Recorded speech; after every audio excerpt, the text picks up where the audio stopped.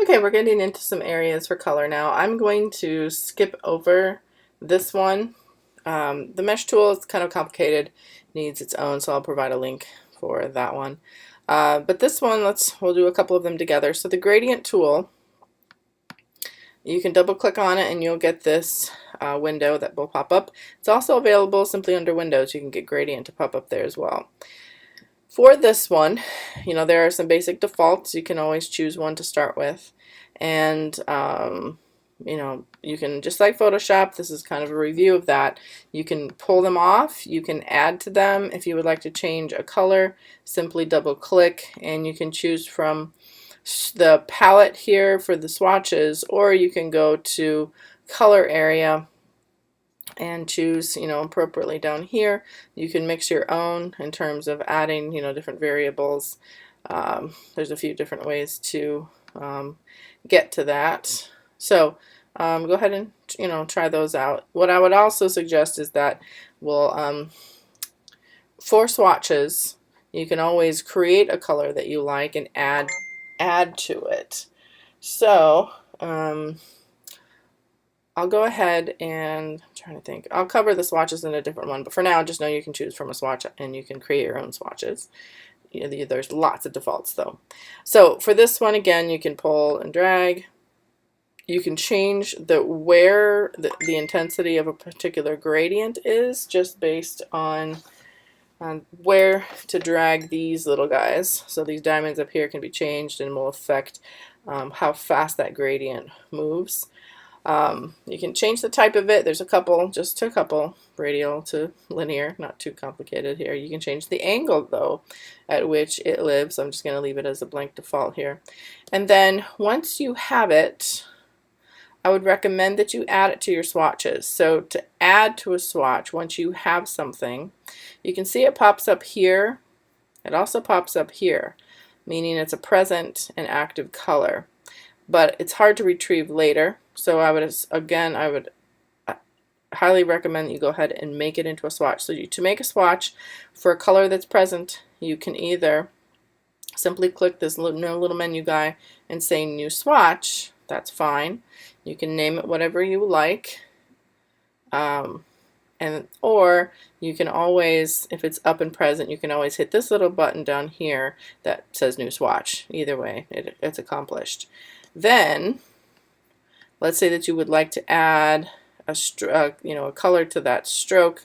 You can switch to the gradient, and then you would have that. So it's pretty fun. There are all sorts of different gradients that you can use.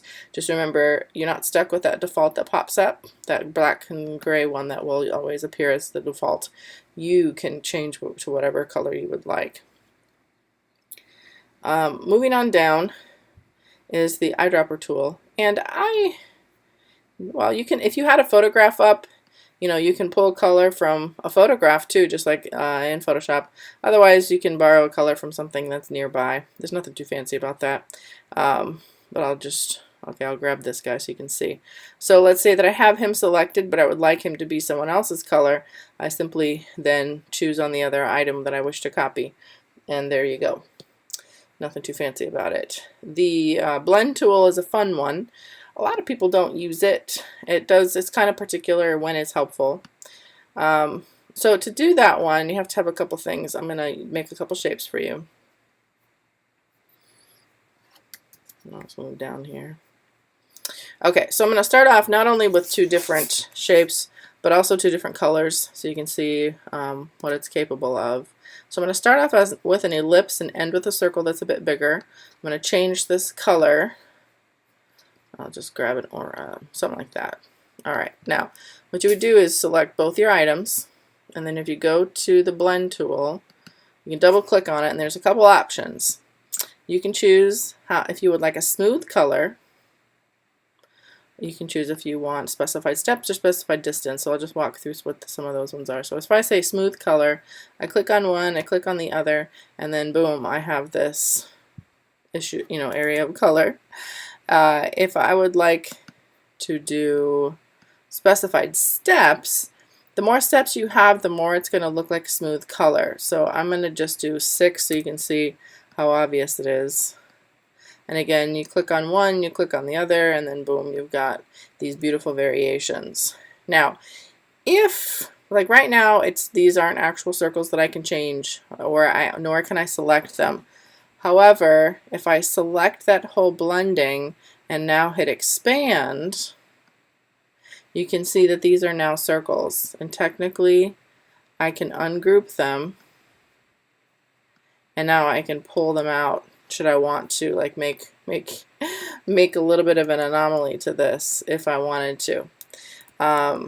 So let me go back to my original two, and finally I will do the specified distance. And so this one, again, depending on how which kind of number that you add. To be honest, I don't use this one very often. I always just for what I make, I usually either use smooth or the specified steps. So let's do a more drastic change here so you can see what's going to happen. So there is a distance between, okay? That's what its interpretation is for this. If you look out and see, you know, that was 8.5 wide document, so it kind of makes sense that that's 2 inches apart. Trying to think of what else I can do with these.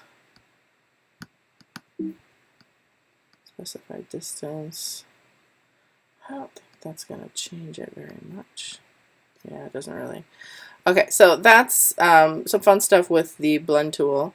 And again, you can blend not only shapes but color, and you can go quite intense. It's a fun one to try out.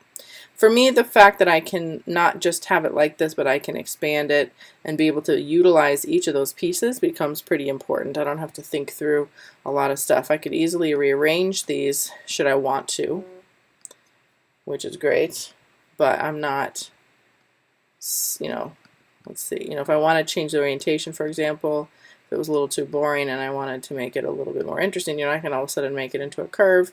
That was different than what I had, so yeah, that one is definitely a fun one. The next one is a little bit weird, and they've added a whole bunch more here that I'm not going to cover because, to be honest, I don't think you guys will be using them, but I will cover this first one. And the symbol sprayer is a little bit odd. You have to, it's an old one.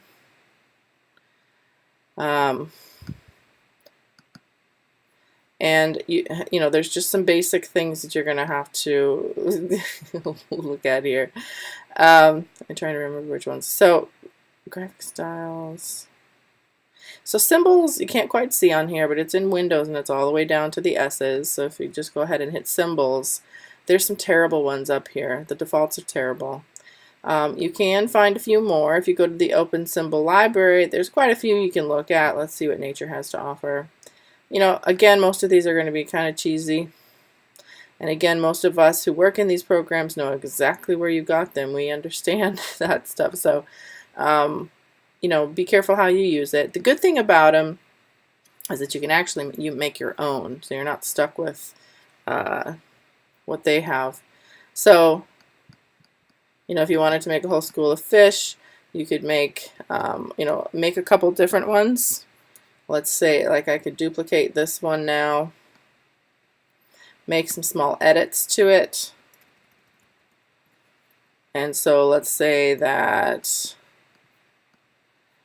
I'm just going to make one change to it, nothing drastic. Okay, that's kind of drastic. And I'm also going to change the size, because if I want a fish to feel in front of another one, I do need to change the size a little bit. So I'm just going to bump up the scale just a little bit and come back, go back to the other fish, and excuse me, and then again using the symbol sprayer, but choosing this one instead. You can kind of create a sense of depth by doing some overlaps. Nothing too fancy, but it certainly can be effective. And now, one thing that's interesting about these little guys here is you notice that I can edit these, right? Which means that at times, if there's something that you need that you could make a modification to and maybe use it not even as a sprayer, but just as an object, you can actually just copy these and then leave the edit mode for these and I can paste this wherever I would want, and he is independent now of those schools. I could edit him at will anytime I want. So you can pull these outside, edit, and you can also actually have more than one thing as a stamp. So just as a real quick thing, I'm going to grab these three circles, and once they're selected, you can simply go and say new symbol, choose graphic, and you should probably name it, and then it adds it here. So again, as long as I have my symbol sprayer up, you know, it makes a smattering of those. You can change sometimes the diameter of things. Let's see here. And what it does is it doesn't change the actual symbol itself, it just changes how it will spray them. So depending on what you are trying to spray, you may or may not need to change some of those things. So again, you can make your own, you can choose from their defaults, and once you have something here, let's say for example that school of fish is done, but you still want to be able to maybe do some small edits about where they landed. You can see that this is one grouping, that was that first spray.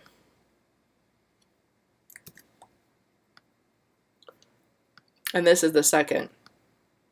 And if you wanted to do some individual changes to these ones, just to make them more interesting, you can expand them. And so it actually takes a couple times. So this now, if you do an object ungroup, because remember Illustrator likes to group everything, these are now independent of each other.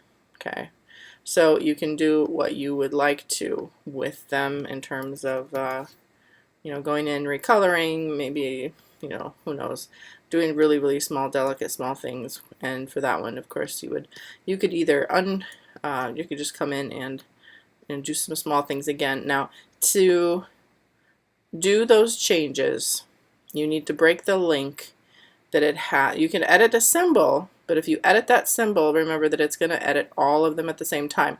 Now, occasionally, you know, that's kind of a good thing to do. I'll do it real quick just so I can show you. All I'm going to do, I better do a more drastic change. I'm going to make that a dark green. And when I leave this edit mode, you can see now all of them have dark green. So, you know, that's fine on some things, but what if you actually just want the dark green on a couple of them? So you saw that I expanded them. They are independent in a way, but they're not totally done yet. You have to break the link that it has with the symbol, and now you can go in and edit whatever you would like, and it's an independent change. It will not change on all of these pieces. So just remember to expand them, and then you can do that last step of breaking the link between the symbol and the actual item. So it's a fun way to do some really quick stuff instead of copying and pasting, copying and pasting, copying and pasting. This is actually a pretty good way. I will show you another way to make a pattern if you want something far more uniform and predictable. That'll be coming up in a future video. So spray seems a little bit odd, and I totally agree with that, but it can be kind of a fun one to do. Yeah, so this one we'd need a different kind of one to make those work. So moving on, I'm not going to cover this one because we're not doing any kind of graphs, but feel free to look at these ones if you feel like it. In the future, if you need one, you can set these up. It's pretty easy to find more tutorials on these, but they're in no way a requirement for me. The last ones here I'm going to cover extremely quickly. Artboards are going to be something that you're going to be needing to use in some projects. And for this one, you simply, they're independent from layers. They work together with layers, but they are independent of them. And they're essentially, you can think of them like different pieces of paper that you can move your things around onto. You can also duplicate an artboard, which is what I usually do if I have a design I like, but I want to see some variations. So for example, if I take artboard 1, I can duplicate it, and it copies everything over for me. I'm not always a fan of the way that this works, I'm not going to lie, because of where it's placed, the items in the layers. It kind of just duplicated everything for me, and if I don't like that, I would probably be picky, select everything, delete it, and rearrange it. But basically what I would normally suggest, if you're a picky person about layer order, I would instead suggest you simply make a new layer, a new artboard, and simply copy all your stuff and paste it, but into a brand new layer. So I'm going to copy all this stuff now, and I can just duplicate the layer one. To be honest, would be even faster. Maybe just change the name of it, and then move. I'm going to lock this one down, and then you can select everything and then move it all over to wherever you need to onto the second one, and that way you can control where the layers go. I don't like all my stuff jumbled up into one. It drives me nuts, so I always have to have my stuff separated. It's just easier to do changes. Alright, so and then to illustrate the move artboard tool, the artboard tool for moving, simply is that you can select which artboard you're on and you can move them around. It does not move the content, I want you to notice that, but it does move around your artboards. Now, one little thing that I should mention when we're talking about artboards is that when you first set up a file, oh, never mind, they changed that. You can't do that anymore. You used to be able to tell it how far apart you wanted your artboards. Let's see if it's under here. Yes, you can. So here, if you want to control this stuff about the artboards, once you click when or how many, you can click the direction that they go into. As you add more, they can either go across and then down, or down and then across, or just over, or just down. But you can also control the spacing. So I would always recommend quite a bit of spacing between things because my stuff tends to hang off. I like cropping things, so it makes more sense to me to make a document like this where there's generally more space between. I can always still move them with the move tool, but usually we realize we need to move something after we have content on it, and then it just gets a bit sticky. So anyway, that's the move tool. I'm not going to do the slice tool. We aren't going to be utilizing it for our projects, but it is for slicing your images for the web specifically. And then the hand tool simply moves yourself around the document. And lastly, the zoom tool. And then for the rest of this stuff down here, I'll cover some of it just in the, I'm going to do a new one about color.